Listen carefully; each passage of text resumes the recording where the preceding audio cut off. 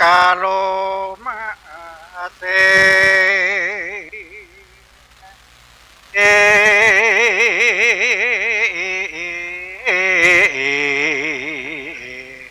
เอเอ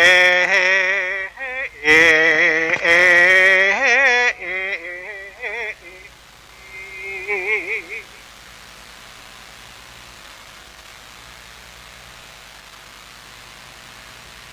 ขอเคารพนอบน้อมแด่พระพุทธพระธรรมพระสงฆ์และถวายความเคารพแด่ครูบาอาจารย์เจ้าที่มาร่วมในงาน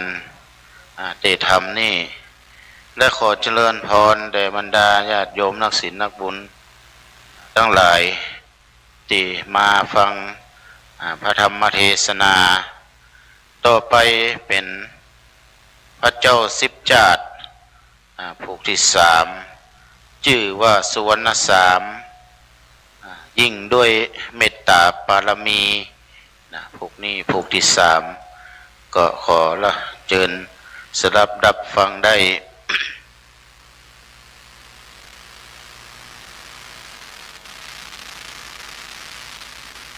นะโมตัสสะภะคะวะโตอะระหะโตสัมมาสัมพุทธัสสะ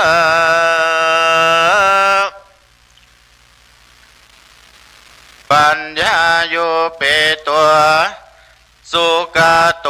วิลาโกภาสัยยาเสโกตันสายันนาดาโยโลกานาโตหิตายาตาจินเต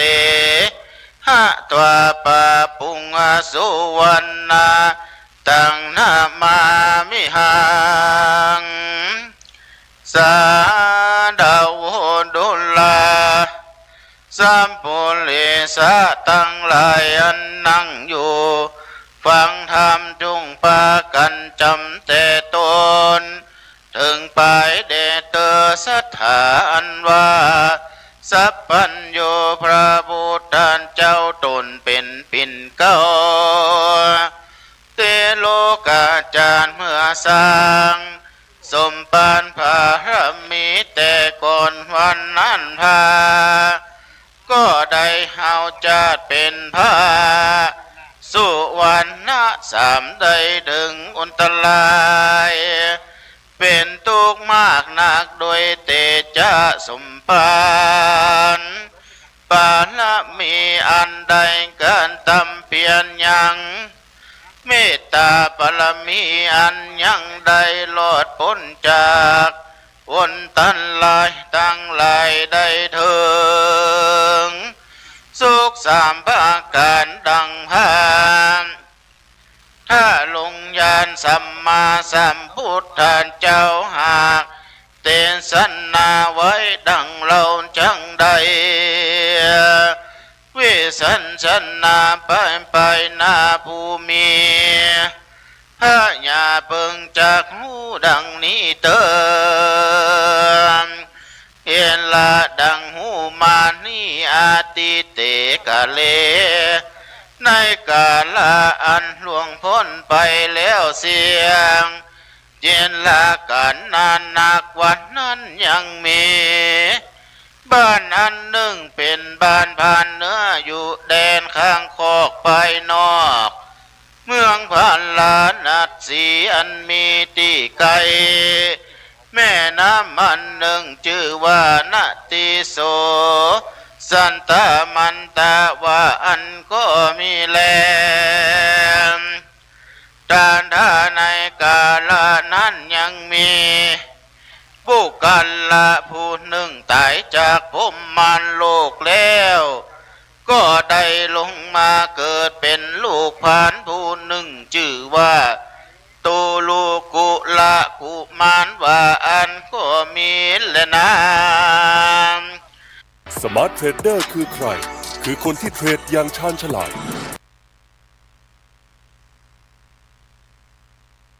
หนึ่งบ้านอยู่ฝั่งกำนาหันแลเมื่อนั้นยังม นางผู้หนึ่งตายจากพมโลกก็ได้เอาตนมาเกิดเอากำเนิดเป็นลูกสาวแห่งนายผ่านผู้นั้นชื่อว่านางปาลิกากุมารว่าอันหันแลตะโตปะลังลำดับนั้นไปนาคาทั้งสองใหญ่ขึ้นมาแล้วมีอายุใด16 ปีดังอันส่วนอันว่าพันทั้งสองพ่อแม่ก็มาเจนจาสัญญาว่าจังเอาลูกทั้งสองฮือแก่กันว่าอันหันแลแล้วมากว่ากันเจ้าทั้งสองได้เป็นผัวเมียกันแล้วดังอันบุคลาทั้งสองนั้นก็บ่กวนเขาด้วยกินเลสและขมาตัณหากรรมอันสักอันเมื่อดังอันคนยิงใจตั้งหลายในโลกคือบ่อาโภคไปด้วยกรรมคุณเต้าว่าอยู่ด้วยกับกันบ่ได้เป็นดังผมตั้งหลายมวลหมู่อันที่อยู่กับกันในจันฟ้าพมโลกพุ่นก็มีหันแล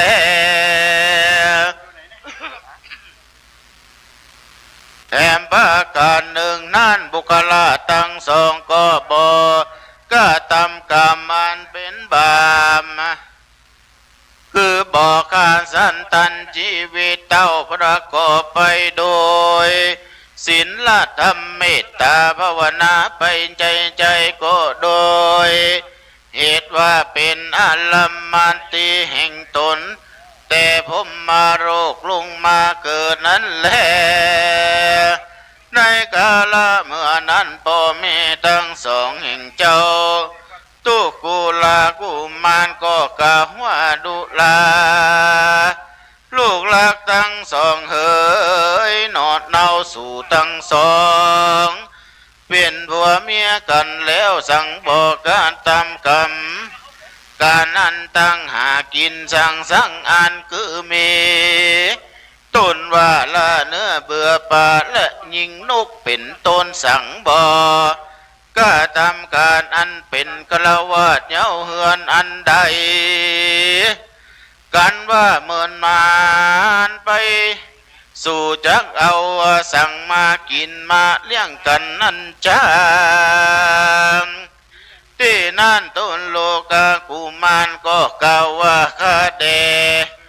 พ่อแม่ทั้งสองเอ่ยอันว่าข้าผู้นี้บ่อยาก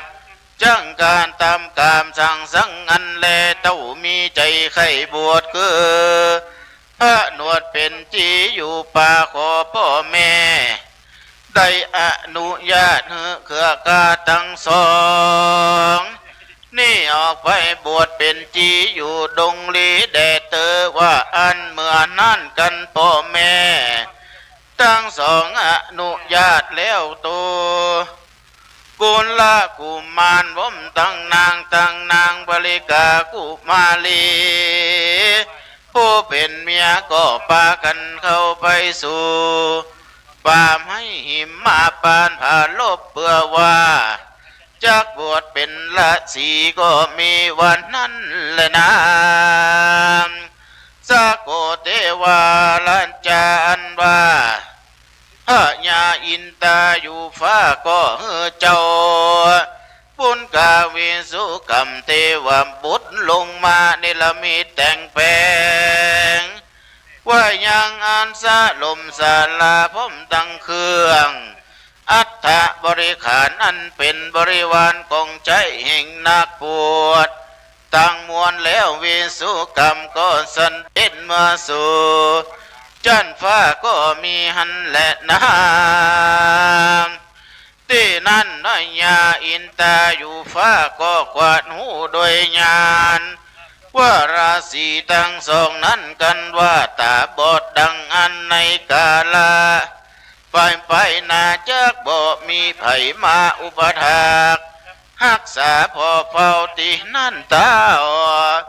เป็นหน้าเจ้าอินตา ก็เจนจะจึงเจ้าราศีทั้งสองว่าข้าแด่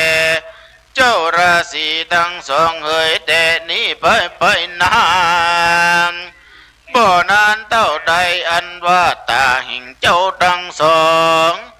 ก็จากบอดเสียบ่หันสั่งสักอันใดแลว่าอันเจ้าทั้งสอ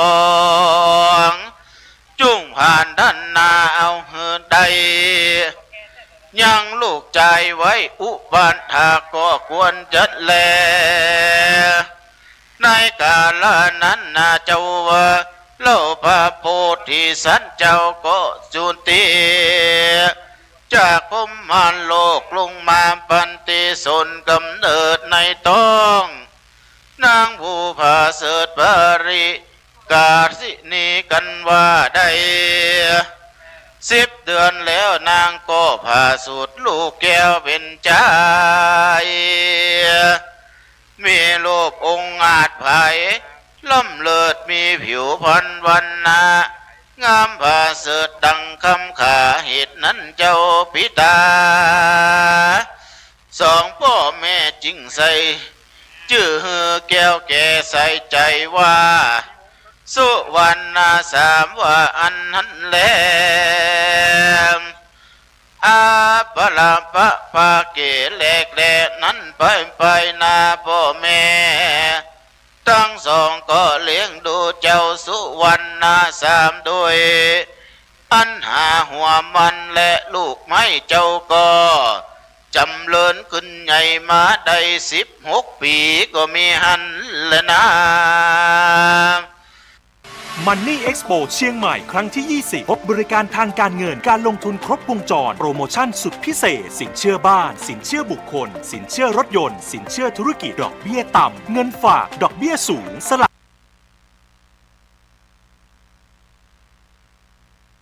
ยังมีในวันหนึ่งเจ้าทั้งสองพ่อแม่ได้ไปหายังว่ามันลูกไม้ตีในป่าใหญ่ดงหนาจิ้งปิงปอกมาขึ้นมาสู่ยังที่อยู่เกหา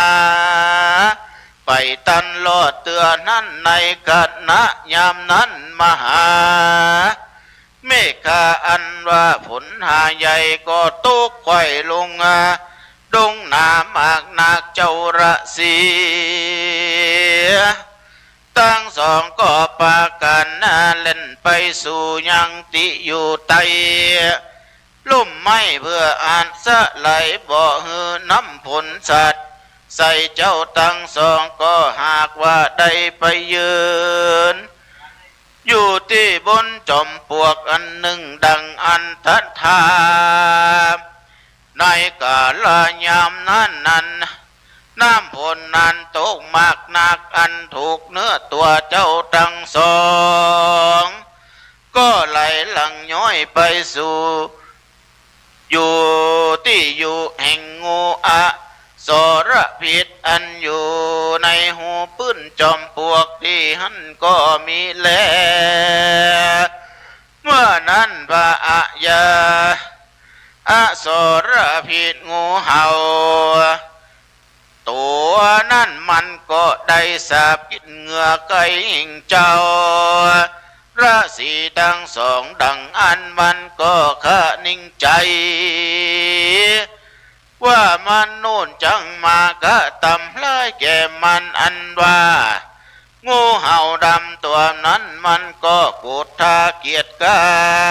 มากหนักมันก่อนรีบออกจากงูมันมาบอดจ้าแล้วก็ผู้ปีนกาเข้าใส่ยังเจ้าระสีทั้งสองก็มีหันแลอันว่าเจ้าราศีทั้งสองนั้นมันก็มีตาอันมืดมัวเจ็บปวดมากนักก็พากันร้องไห้ลิร่ำไรด้วยพากันต่างๆนานาและบ่อ่าน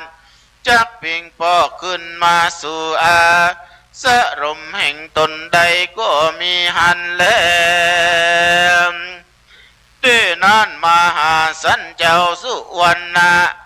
สามัญอยู่เฝ้าเกหาก็มาข้านิ่ง ใจว่าพ่อแม่แห่งเจ้าทั้งสองอ่านว่าไปแสวงหาลูกไม้ในป่าตาวันปอแหลงกว่าจักดาไก่คำเลี้ยวสั่งบ่ปีกปอกมาดังอันจามหาสันเจ้าลำเปิงใจสันนั้นแล้วก็ป่าเข้าป่าเศร้าดงนาไปหาพ่อแม่ทั้งสองเจ้าก็รำร้องไห้ไปตามต่างอยู่ใจหันแลที่นั่นเจ้าละสีพ่อแม่ทั้งสองก็ได้ยินเสียงเจ้าสุวรรณสามมาเพราะหากร้องไห้หาดังอันก็กล่าวว่าตาตะดุราเจ้าสุวรรณสามเหยลูกหักเจ้าอย่าได้เข้ามาไกลสถานที่นี้หากว่ามีอนตะลายที่นั่นเจ้าสุวรรณสามก็จะถามพ่อแม่แห่งตนว่าเป็นสันใดอันจาตินั่นเจ้าราศีก็กล่าวซึ่งโลกแห่งตนใดหูจุมปาการนั่นแลแต่นั้นไปนามาหาสันเจ้าก็เลี้ยงดูพ่อแม่ทั้งสองอันหาตาหากบอดนั้นได้อยู่สนสานดีก็มีอันแลโจถ้าโกแม่นมีคนมาไขหูว่าเจ้าราศีทั้งสองนั้นมีกรรมวิบากอันใดใดงูเห่าปินกาผู้พิษใส่ตาใดบอดเสียดังอันนั้นจามควรไขจาก่าวแก่ตามกรรมว่าได้อติตากาลาจาก่อนมานั้นคือเจ้าราศีทั้งสองนั้นได้เกิดมาเป็นหมอยาตาตินั้นยังมีผู้หนึ่งเป็นพญาติเจ็บตาก็มาว่าจังเสือเขื่อนทั้งสองยาตาแล้วยังได้สัญญาไว้ว่ากันหายดีแล้วดังอันก็จักเขาของเงินคำอันนั่นแลที่นั่นเขื่อทั้งสองก็ได้การตามการญาตาตราบต่อเท่าว่าหายแล้วว่าอันว่าใจผู้เป็นพญาติเจ็บตานั้นก็บ่ได้เขาของเงินคำสัมปันติแก่เขื่อนเจ้าทั้งสองสั่งสักอันเป็นดังกำว่าไว้เขื่อทั้งสองผู้เป็นหมอยานั้นก็โกรธามากนักจิ้งแสงเอายาปิดมาใส่ตายังใจผู้นั้นใดบอดเสียก็หากมีโดยประการดังกล่าวนี้แลตอนสมัยดังอันพระพุทธเจ้าหากใดได้สันนาไว้ว่ากันละยานากาลีกันละยานางป่าปะกาลีจะป่าปะกันตีดังนี้บุคลายิ่งใจตั้งหลายจุงสันนำจำจือไว้อย่าใดสร้างปามปะกรรมอันใดไว้กรรมนั้นหากเกิดจากการกันตามกันสร้างกรรมดีเอาไว้กรรมตนก็จากเป็นกุศลภาระบุญใดส่วนสันดีนั้นแลกันสร้างป่าประกรรมบทดีเอาไว้กรรมมันหยาบเลยจังมาตอบสายตนใดเครื่องขี่จักเป็นดังราศีสองนี้ระนาทั้งสองโดยหาลูกไม้ นั่นเหรอใครปวด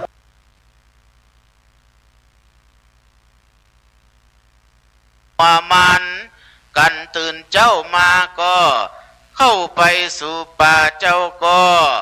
มีเมตตามา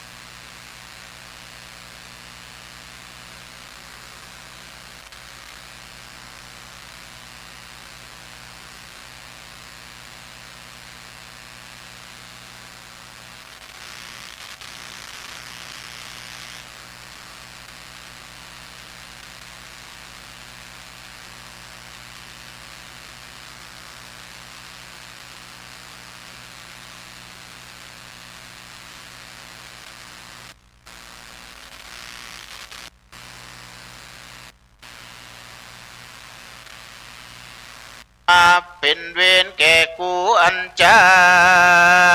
มเมื่อนั้นพญายักษ์ได้ยินกามเจ้าสุวรรณสามแล้วสันนั้นมันก็ข้านิ่งใจว่าบุคลาผู้นี้ลอยเป็นผู้มีบุญสมปานมากนักแม้นว่ากูยิงโดยถ้าหนูปิดเสียบเขาปังเข้าคางปังซ้ายลอดพดออกปังขวาเจ็บปวดหลายนักแก่มันก็สังบอกโกธาอันจามที่นั้นเจ้าสุวรรณสามก็ไข่กำงามบอกยากว่าเรานี่นาชื่อว่าสุวรรณสามเป็นลูกแห่งตุกุลระสีและป่าปันลิกาสินนีอันพ่อแม่ทั้งสองก็มีตาหักบอดก็ได้เลี้ยงขาทั้งสองด้วยอันหามาหัวมันและลูกไม้อันว่าลูกไม้ก็หาไว้อยู่อาจจะลมบ่ว่าจะกินได้ไปรอด7 วัน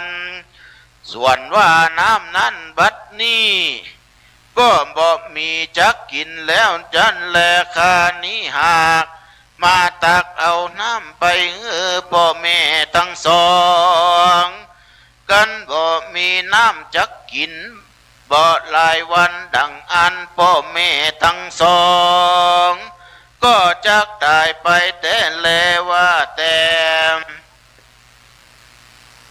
ตั้นมายิงข้ามีพันละพระสงฆ์อันใดจะลือที่นั้นพญายักษ์ได้ยินกรรมสันเจ้าเก่าว่าสันนั้นก็มากินแหน่งใจมากนักอันนี้อันที่ตนได้ยิ่งยังมาหาสันเจ้า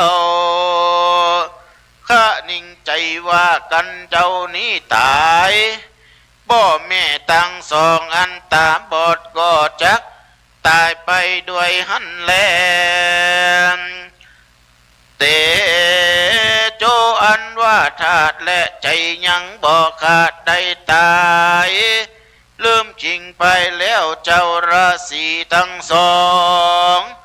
ก็มาการตามสัจจะอธิษฐานแล้วก็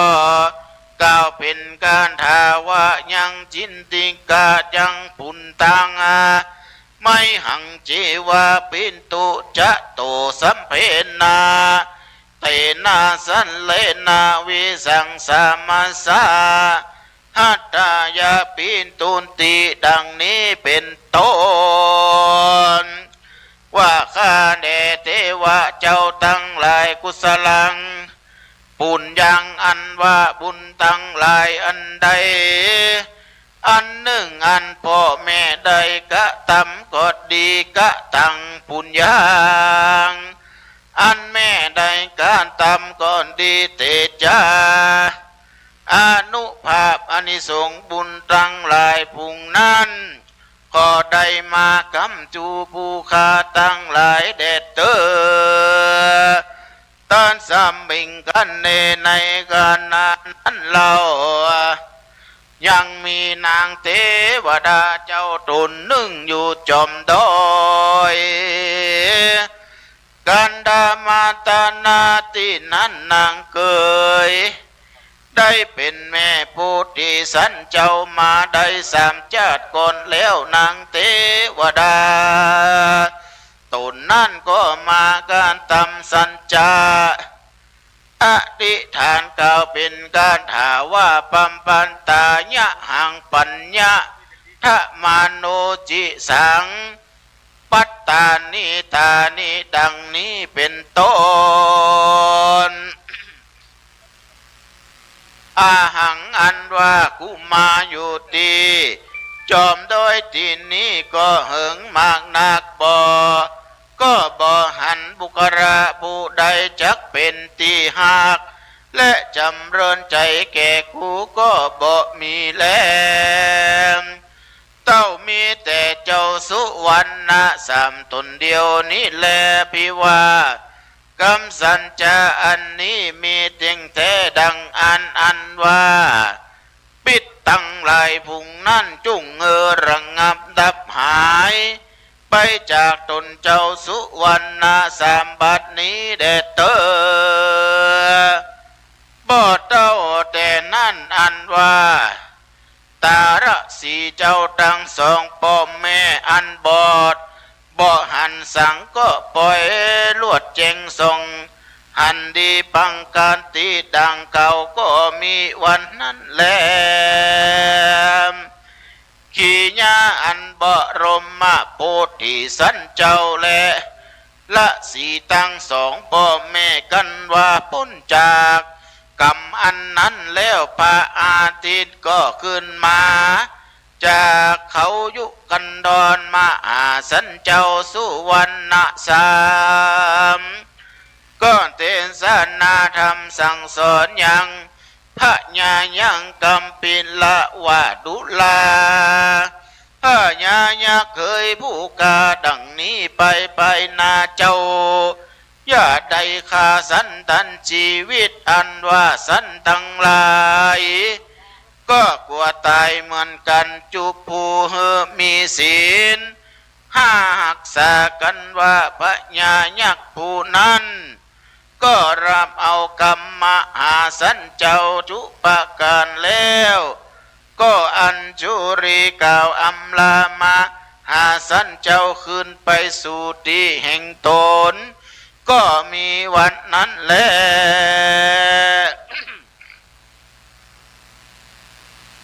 ที่นี่พามบุญดานเจ้าก็จา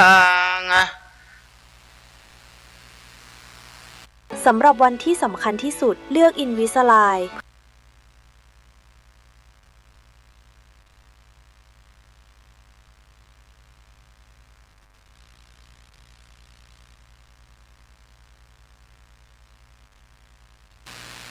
ก็จากจุมนุมมายังจะตั้งกาอันนี้อันว่ากำปิลายักษ์วันนั้นใส่ก็หากมาได้มหาอนันตเถระในกาลบัดนี้แลอันว่านางเท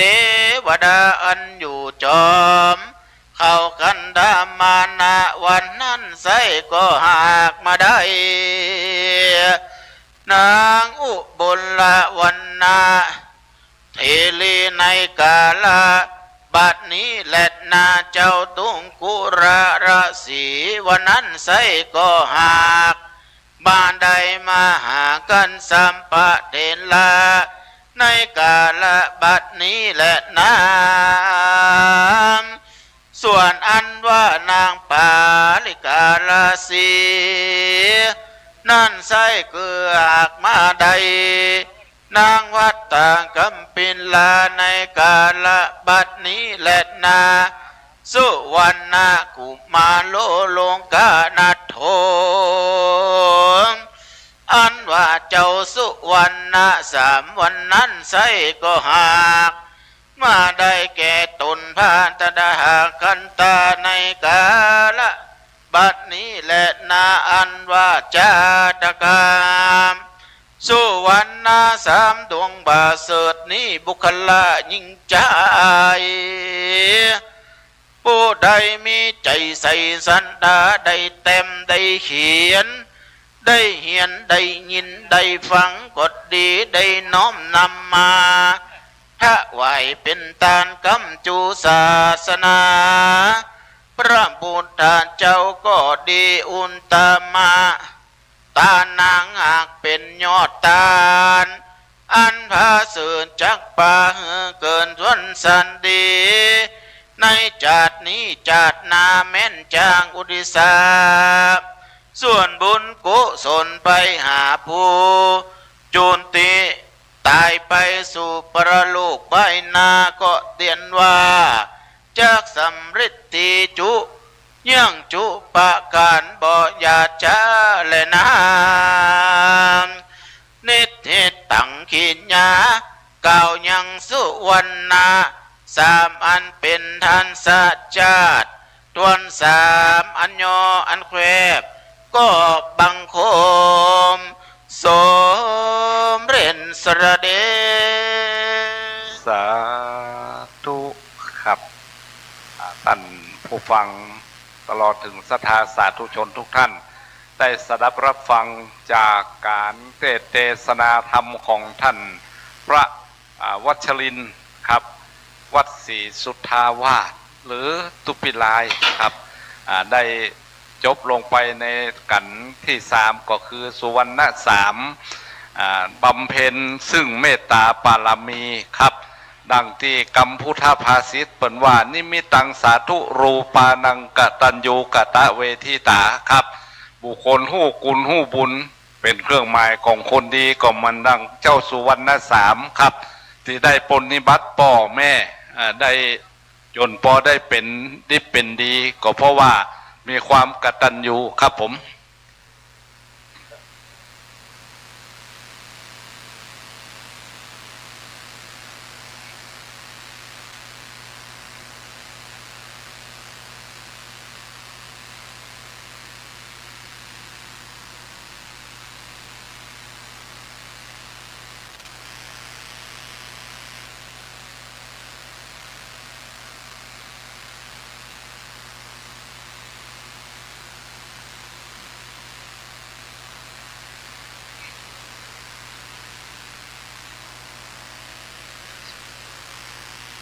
ใหญ่แล้วก็ตะกี้มาตัวตุปีเอสก็คือ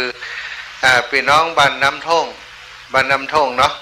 กับดงสันเงินแม่น้อยอินยาสีแม่แก้วโทนาบุตรแม่หลวงแก้วเงี้ยแต่ฮือ92คนนี่ถูกหวยกุงวัดนะประจำกว่า5 บาทบัตรสูงกว่า100นะถูกเป็นประจำตัวเจ้าไปวัดไปบิณฑบาตที่บ้านได้ก็ตีเป็นหวยถูกคนมีบุญเนาะวันนี้มาแล้วก็จะได้กับพี่น้องจากบ้านตะคืนเปิ่นฟังรายการที่อาตมาจัดโยมแม่อยู่วัดบ้านทุ่งพึ่งวังเหนือเขามีหลานเคยอยู่ทุ่งพึ่งแต่เขาละกันแล้วบ้านไปได้หลานเขาอยู่ที่ตรงโป่งคนตรงพึ่งเหมือนกันตรงพึ่งวังเหนือเนาะก็จะขอเรียนเชิญแม่พลอยวังเสาบ้านทุ่งพึ่งแจโฮมตรงพึ่งแจโฮมลำปาง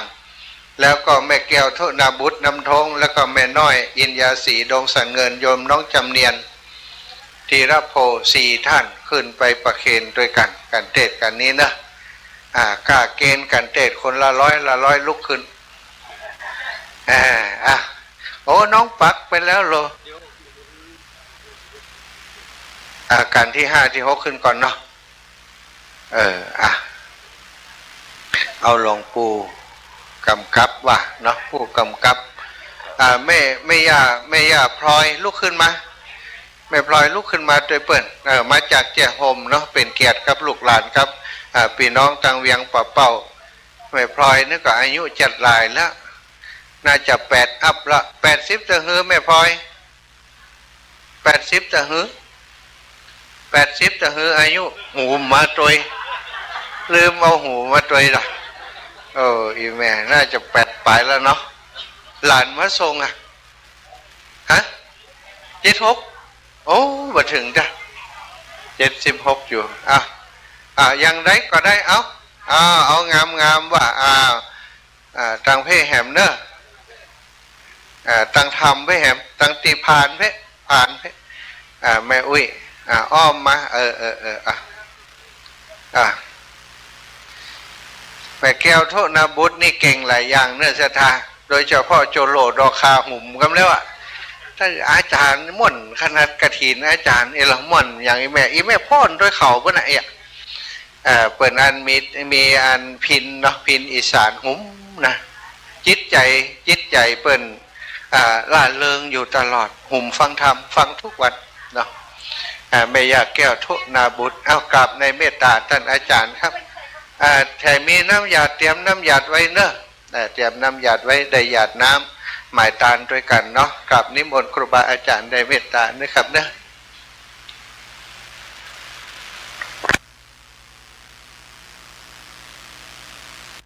FX Pro ลงทุนให้ฉลาดเลือกเทรดอย่าง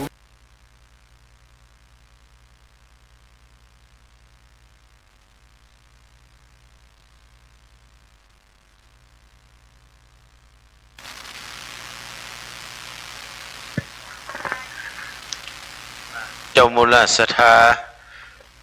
เจ้าภาพกันเทศกันทำตั้งใจฮับปอนเนอร์จากลำปางแล้วก็บ้านเฮาเวียงหัวเป้าตั้งอกตั้งใจฮับปอนอิชิตังพทิตังตุมหังคิปะเมวะสมิจันตุสัพเพปุเรนตุสังกปาจันโทปนรสโสยถามณิโชติระโสยถาเอวังตุสัมปติสามิดีลาเจในวันนี้ก็เป็นวันดีสลีสุขมังขลาประเสริฐล้ำเลิศยิ่งกว่าวันไหลยามทั้งหลายวันนี้มามีเจ้ามูลศรัทธาทั้งหลายนักศิลป์นักกุลทั้งหลายได้น้อมนำมายังกันเทศกันธรรมเพื่อมาบูชาฟังธรรมปเทศนาพวกหนึ่งชื่อว่าสุวรรณสามได้ฟังแล้วโดยอานิสงส์แห่งการฟังธรรมก็ขอเจ้ามูลศรัทธาทั้งหลายเพื่อพระเสยังพยะอุปทวะกังวลอันตรายให้ได้อยู่ดีมีสุขแม่นว่านาบุญกุศลมูลผลนี้มีมากน้อยสันใดจักไปแผ่ถึงแก่เทวุตเทวดาเจ้าทั้งหลายตั้งสภะทิสาตั้งกามาวัจระทุกที่ตั้งเต้าตั้งสี่โทโรกาตั้งอินพรหมยมราชตระคุณน้ำปรมัยสวนและสรรพสัตว์ทั้งหลายก็ขอให้ได้มาสอนหูเล็งอันซึ่งบุญกุศลอันมูลศรัทธาทั้งหลายได้กระทำได้สร้างในวันนี้ได้สร้างแล้วก็ขอกายเป็นบุญเป็นกุศลให้ท่านทั้งหลายได้อยู่ดีมีสุขปราศจากสัพพทุกข์สัพพโศกสัพพโลกสัพพภัยสัพพพยันตรายให้มีแต่อายุปีอายุเดือนอายุวันอายุยามมีแต่โจกปีโจกเดือนโจกวันโจกยามไปใจนั่นจุงจังมีดึงแต่ดิลีสมดังนัยยะพุทธบาทคดาภาษาบาลีว่าชัยยสิทธิท่านังระพังโสดีภคยังสุขังพลังสลีอายุจวโนจะโภคังวุฒิเจยสวาสตวสาจายุจสิวสิทธิพระวันตุเตพระวันตุสัพพมังครังรักตุสัพพเทวตาสัพพพุทธานุภาเวนะสทาสุติพระวันตุเตพระวันตุสัพพมังครังรักตุสัพพเทวตาสัพพนามานุภาเวนะสทาสุติพระวันตุเตพระวันตุสัพพมังครังรักตุสัพพเทวตาสมสังฆานุภาเวนะสทาสุธีพระวันตุเตสพีติโยวิวัจจันตุสัพพะโรโกวินาสันตุมาเตภวัตอันตรายโยสุขีติกายุโกวะพิวัตนาสีลีสนิจังพุทธาปจายโนจัตตาโลธรรมวรติอายุวันโนสุขังพระลังหมดยกนักมวยลงได้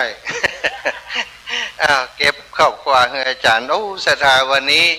อีพ่ออีแม่ตั้งหลายฟังเสียงท่านอาจารย์อาจจะบาดเต็มที่เนาะโดยปัญหาสุขภาพ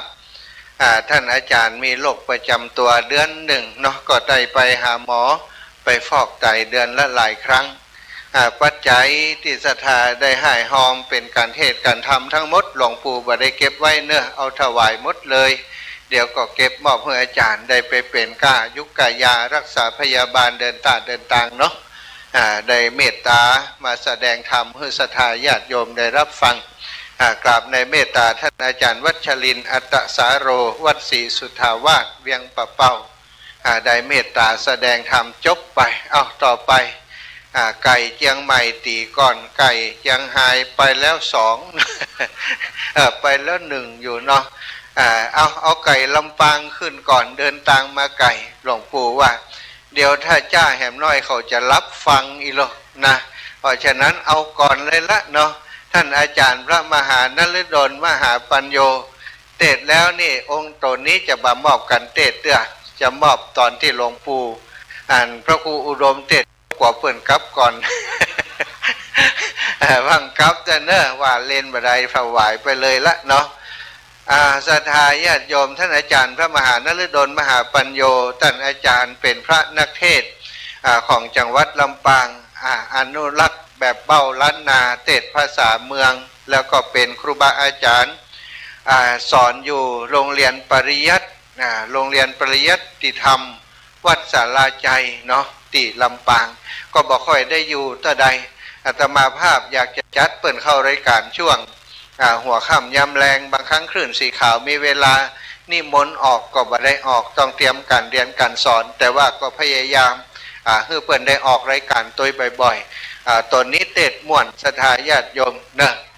ม่วนบ่ม่วนก็ฟังเอาเนาะถ้าว่าม่วนอย่างนี้เดี๋ยวม่วนจะมีปัญหาเนอะแล้วแต่อาจารย์เนอะอันนี้ลำปางกับนานเอาแล้วแต่ประหลวงนานทำอย่างให้ไผ่อาราธนาเนอะ2-3 นานก็นะศรัทธาเอา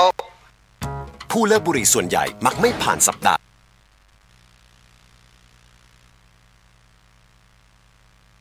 นานนะ เรียนเชิญเดี๋ยวจดเตียนส่งธรรมก่อนจุดเตียนส่งธรรมมีปอเปลี่ยนเตียนครับจะได้ฮือปั้นเดียวกันพุ่นนะครับได้อาราธนาครับมันได้หูเจิงกันพ่องถ้าตะเวียงปะเป้ามันหูเจิงดีขึ้นกันลงอย่างครับ จังหว่าเห็นนะขี้ข้านเนี่ยคนเดียวจู้เขานะเอาเรียนเชิญประธานสภาวัฒนธรรมอำเภอเวียงปะเป้าเนาะประหลวงนานได้เป็นประธานจุดเตียนส่งธรรมเนอะเรียนเชิญอาจารย์เวียงปะเป้าไปถึงจังหว่าเนาะ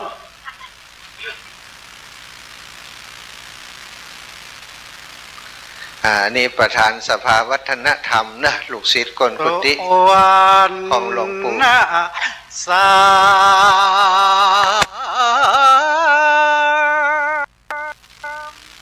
การงาม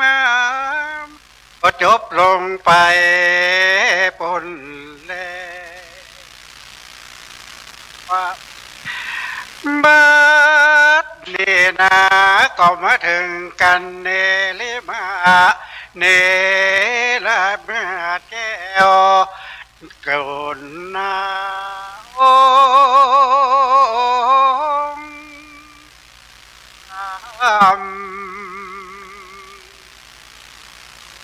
เนมิลาดนั้นเจ้าสัจจา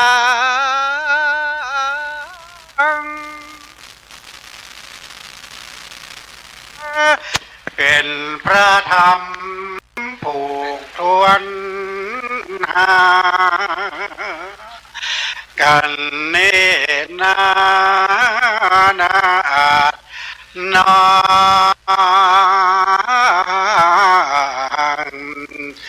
จื่อใหญ่กว้างดีงาม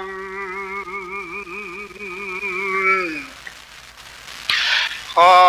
อาราธนาลูกศิษย์พระบุญนาธรรม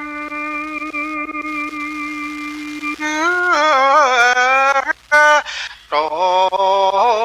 นผ่านแผ่ว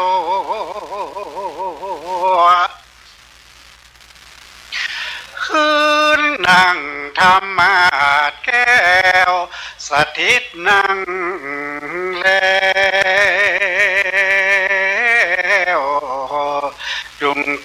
เตสนา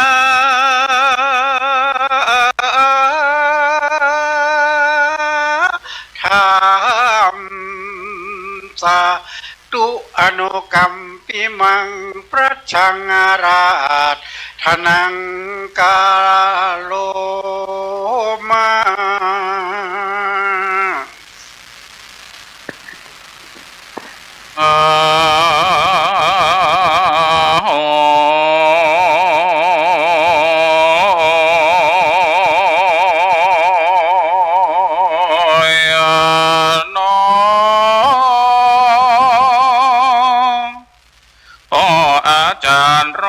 ตำรวจตรีสีไว้สมวันลูปหล่อนี่นาเลยจับทหารตัวเจ้านำทงขึ้นนั่งหามาดฟังอาราธนา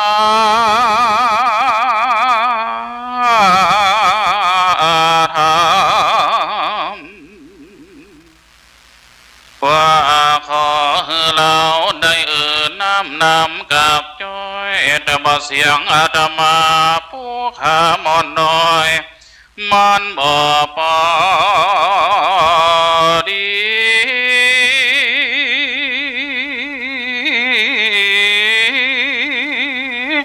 เพราะบ่ตันได้กินข้าวจีจอมห่อละเนื้อนา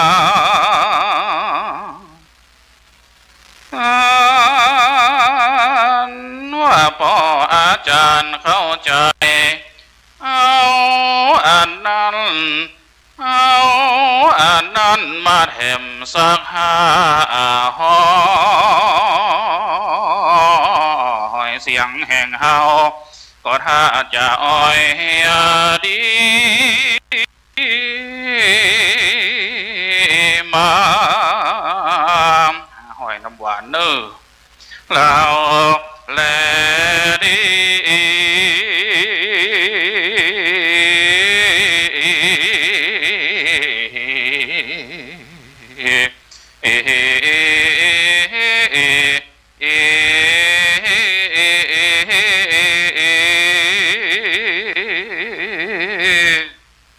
นอบน้อมแด่องค์สมเด็จพระสัมมาสัมพุทธเจ้าขอถวายความเคารพหลวงพ่อพระครูปริพันธ์ธรรมทินเจ้าวาดวัดพระธาตุจอมหอสถานัตตินีเจ้าคณะพระสังฆาธิการที่เคารพนับถือทุกรูปขอความผาสุกในธรรมจงบังเกิดมีแด่สาธุชนคนดีท่านทั้งหลายที่พากันมาสดับหับฟังพระธรรมเทศนาพระเจ้าสิบจาดอาตมาภาพประดับฉันทานุมัติในกันที่6ภูริทัต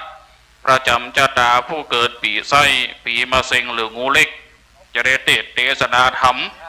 สลับกับหลวงพ่อพระครูอุดมไปกันหนึ่งเปิ้นหันว่าม้าไก่เปิ้นเลยคืนก่อนเนาะเดี๋ยวเตะเลยปิกก็ถึงจะต้องปิกถึงจะปิก โอกาสต่อจากนี้ไปก็ใจปากันตั้งจิตตั้งใจสดับหับฟังตามสมควรแก่เวลาต่อไปเนอะ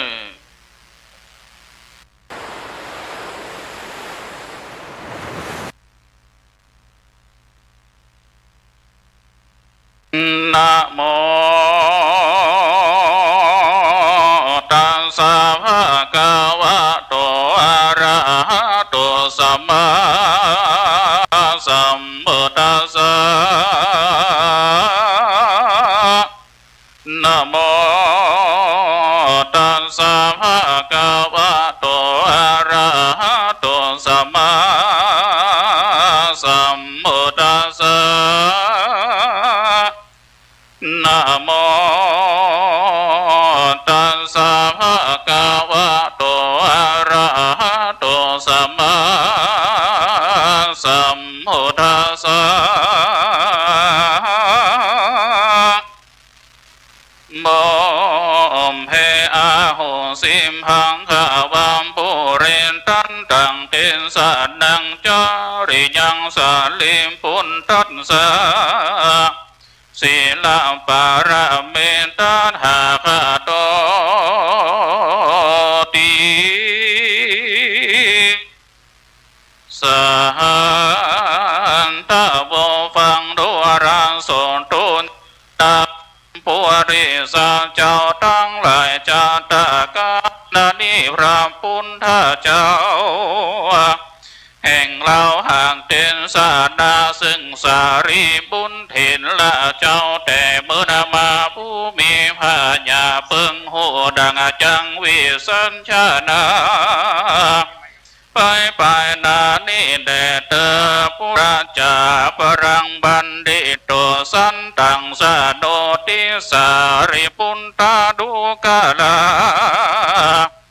สาลีบุญเห็นละเจ้าเหล่าตาทางข้าตาเมื่อก่อนพุ่งสังสมปันเตียวสงสารโลกใดกำป้าหือใด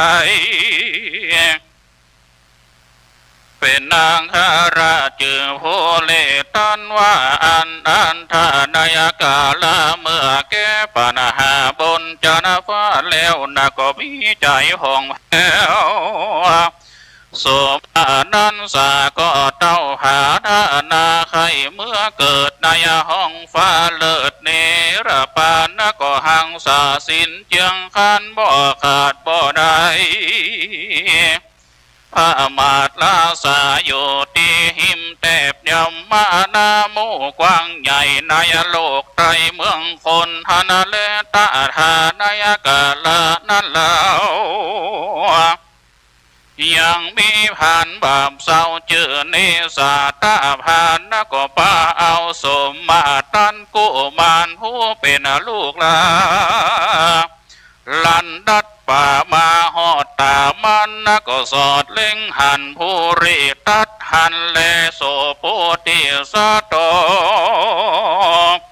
อันว่าโนโพธิสันเจ้าผู้รีตันตานาการาชนพญาอาจเตรียมตนากันเจ้าได้หันนะส่งพ่อลูกทุกยากผูกเครื่องขี่คุณนามีมากเต้านะก็ป้าส่งพ่อลูกนั่นแล้วไปอยู่ยังอติอยู่นางการาชบาดาลแล้วนะก็เฮืออาหารข้าวน้ำวันทุรำปัจจัยของอนาได้นั่นใสหากเป็นติบไฟจุอาณาอันนวพรานดงตันผู้ถอยมีบุญนะบ่ดอยจืนสู่มักไข่ขึ้นสู่เมืองคนนะก็ลาภูริตัดตนยนโยดปูนริตัดนั่นโสดนะก็เอาแก้วอนาวิเศษแล้วยืนปั่นพานาดุงตันนั่นแล้วก็บอกเล่าไข่กำว่าจุ่มแก้วแหวนเงินคำนานาไสตังของโลกไตนวิสัยข้าก็บ่มีใจไฟอ้างกันไปหอดตาตั้งเมืองโคนาจักเอาตนออกบวชบวชแล้วหลวดปั๊มปิงทำกานามันไข่กำเมียนแล้วก็มาเอาลูกแก้วขึ้นสู่ยังที่อยู่เมืองคนนะก็มีหันแลนาอนาวาภูริตันราชนบลาขาดสินใสยอมจ้างไปยัง